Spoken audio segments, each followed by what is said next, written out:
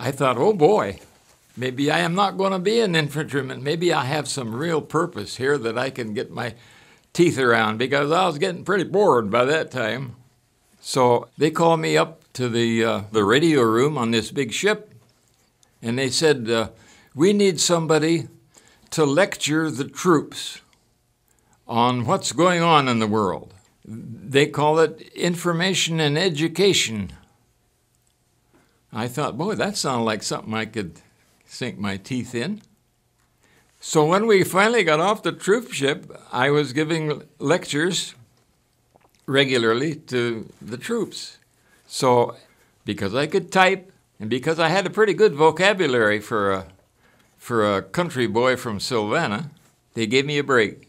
They said, we're going to set up the Pacific Stars and Stripes up in Tokyo instead of down in the South Pacific.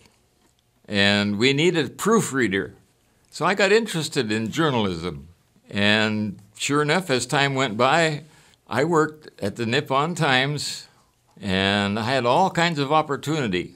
I wrote articles on the side for the Sunday supplement.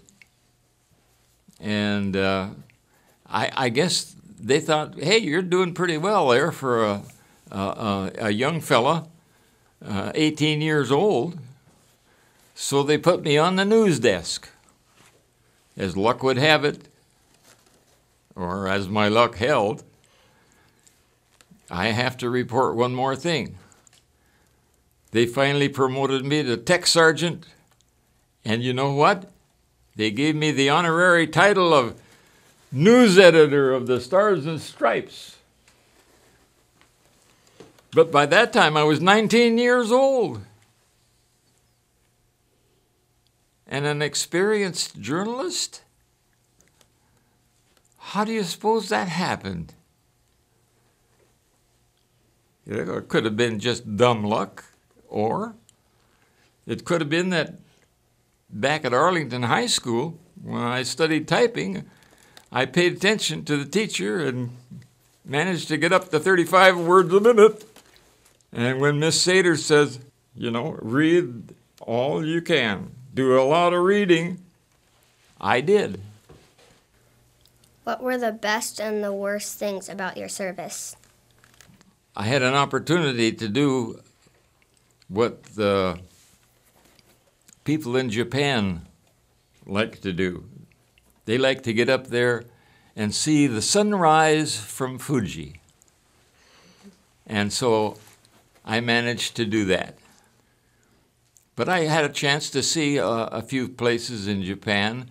I had a chance to see the terrible, terrible result of war.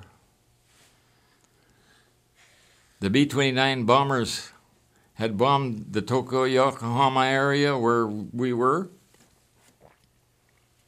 and there was nothing left but a few metal light poles and a few concrete buildings.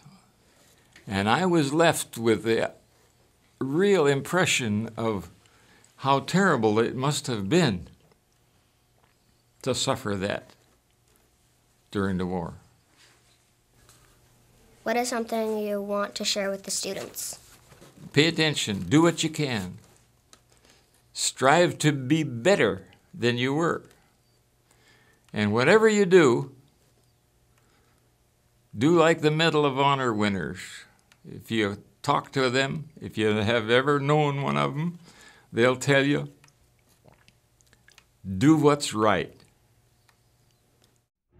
On behalf of the Utsalady staff, students, and families, I want to thank our veterans for their time that they put in, their dedication, and their commitment and sacrifice to keeping our community and the United States a safe place.